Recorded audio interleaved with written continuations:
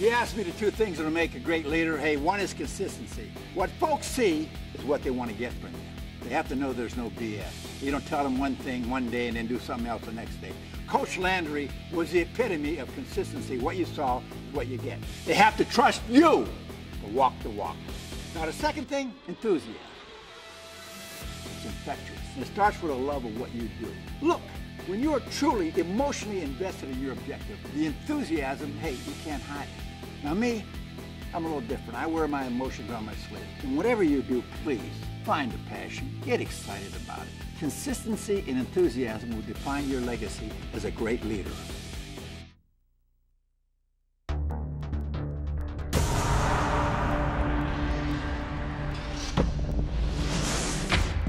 If you've got people that don't feel value in your organization, company, or team, you're in trouble.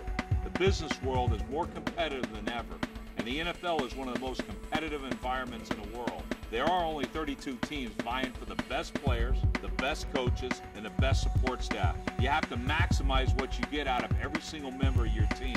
And the way I do that is by giving every single player an important role on the team. Let me give you an example of this. If a player is on the active roster, he will start in at least one package of plays in the game. He's not out there practicing, wondering if he's going to see playing time. He knows that he'll see the field on Sunday, period. So maybe we're playing Tennessee and there's a guy we picked up from the Titans.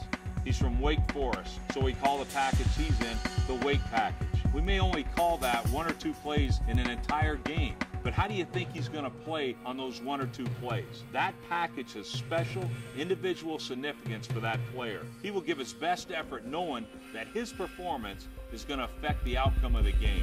That knowledge helps get the most out of each player. I know he's going to give everything he's got in every practice and in every meeting. And we do that with each member of the offense and each member of the defense. They know they're all part of the big picture. When you can make the last guy on your roster feel as good about himself as the first guy on the roster, you've got a winning team. Give everyone a role and they'll deliver the bread. They don't know what's best for you. You know what's best for you. You know it here in your gut. Let me just give you a quick story.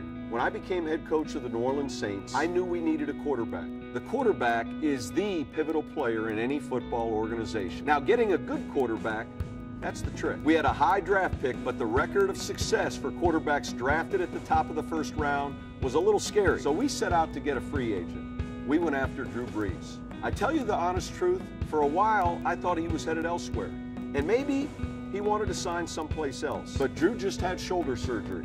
And some teams were a little scared off by the shoulder. You can understand why, right? If you give a quarterback a big contract and it turns out that he's held back by an injury, then you can set your franchise back for years. So a lot of smart people thought that maybe Drew was not worth all that much.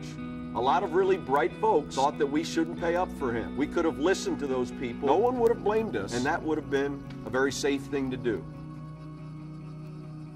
Or instead of taking someone else's word for it, we could do our own research and make up our own minds. What we saw in Drew Brees was a guy with a shoulder injury who had the work ethic and the intangibles to heal and come back stronger than ever. What we heard was a true leader. We listened to what everyone else had to say, and we made a decision for ourselves. Was it risky? There's no denying that. We had no idea what offers Drew was going to get elsewhere, but we stuck to our plan and made him the best offer we could muster. We couldn't worry about everyone else. We had to do the best we could. In the end, we signed Drew, and the rest is football history. Throughout your life, people are going to tell you what to do. They'll tell you what's right for you. They'll tell you where to go, what job to have, what to name your kid. There are always people who think they know better than you. With a clear head, take the time to listen to your heart and make the big decisions with conviction.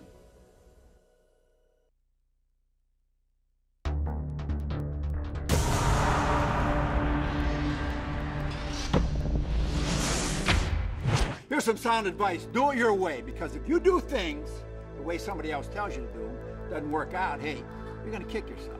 You're going to say, oh boy, I wish I would have done it my way. Hey, difficult decision-making leaves no room for worrying about what everybody else is thinking.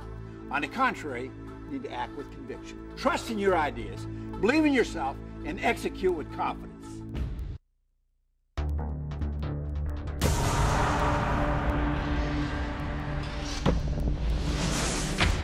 When I got the head coaching job of the New York Jets, my first priority was to really build a complete team. To me, a team is not just a bunch of individual guys doing individual jobs. I may not be the smartest guy in the world, but I am smart enough to surround myself with great people. I only want to work with coaches who really love to coach, guys who love a challenge, and guys who really respect the players. The key to putting together the greatest staff in the NFL, I surrounded myself with like-minded people. Team unity starts there. We all have basically the same philosophy and complement each other's strengths and weaknesses. We preach the same message, and we're singing out of the same hymnal. Another important thing is that we genuinely care for each other. My staff knows that I've always got their back. I'm there for them, and that builds loyalty. The same thing goes for my players.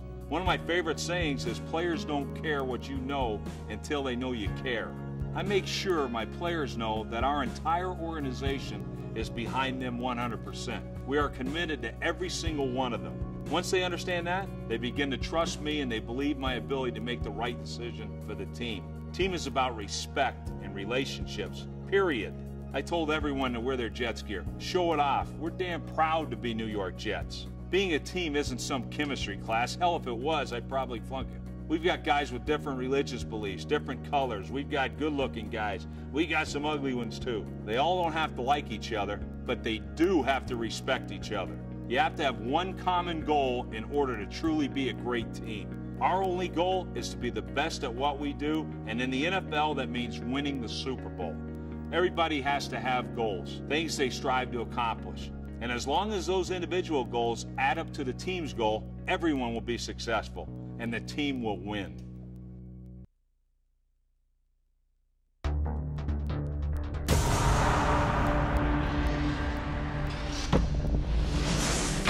The three cornerstones of a successful life are simple: family, faith, and reputation. That's right, reputation. How your peers view you. It is that important, because how your peers view you determines whether or not you will be successful. So how do you get a good reputation? Hey, it's real simple. Make yourself invaluable. Work your butt off so that people want to work with you and they view you as an undeniable asset. That's how you build a reputation. Man, it's a small world out there. Smaller than you think. People talk all the time. You have to make sure that when they talk about you, they're saying something good. They're saying, this guy, I don't know what we'd do without him. Or this girl, you ask her to do something and she gets it done. It's up to you to build your reputation. Plenty of people gossip, bring you some momentary attention. But that's a recipe for failure in the long run. You'll develop a reputation, all right, but not the one that'll help you succeed. When you work hard, when you perform well at about petty bull, plenty of people think they're a riot at the company picnic after they've had a few. Plenty of people trash talk about their bosses, and all of that bring you some momentary attention. But that's a recipe for failure in the long run. You'll develop a reputation, all right, but not the one that'll help you succeed. When you work hard, when you perform well at the tasks assigned to you, whether those tasks are getting a cup of coffee for someone, putting together a PowerPoint presentation, then you're building a reputation. That reputation is your foundation for success. It doesn't matter how good looking you may be, what college you went to, or how much money your parents had. Hard work is the great equalizer. I know you've already mapped out your 5-year plan. In 3 years, I'll be doing this. In 5 years, I'll be doing that. Let me tell you something. Don't get too far ahead of yourself. Don't worry so much about the next step. Because if you work your butt off today, I can guarantee you this: you won't have to seek out that next job. Because that next job will find you.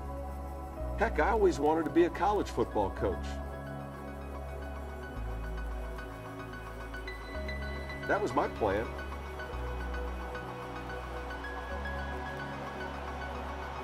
It didn't work out that way. I got offered a job in the NFL with the Philadelphia Eagles. And let me tell you, I took it and ran with it. You know why I got offered that job in Philly? Because I had a good reputation as a guy who worked hard. People heard that if you gave me a task, I did it to the best of my ability. That made people want to work with me. That made me an asset. I developed a reputation. Same goes for you, and it's very simple. Are you trustworthy and dependable? Are you honest and a hard worker? Are you a person of their word and that I can rely on? The answer is simple: when you develop a good reputation.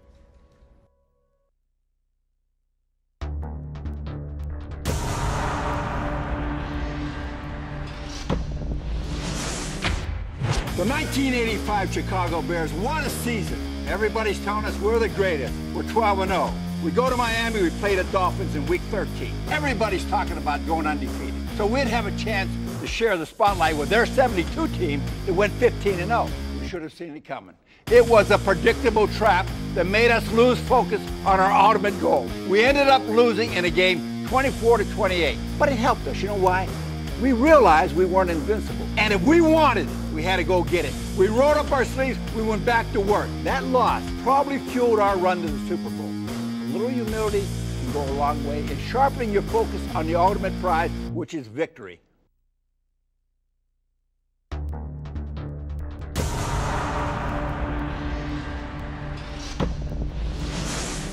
Everybody fails.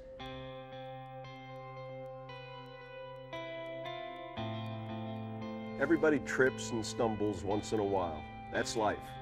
You can either let that keep you down, or you can learn from it. Make something out of it.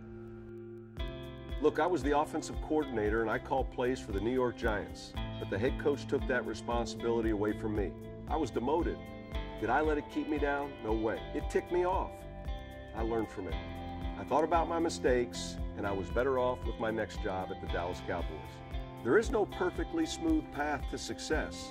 There's got to be some turbulence. That's how you learn what works and what doesn't.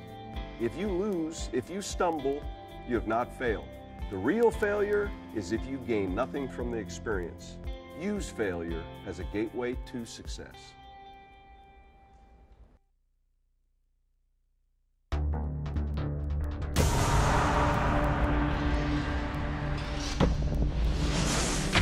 Nobody likes to be criticized. It just goes with the territory.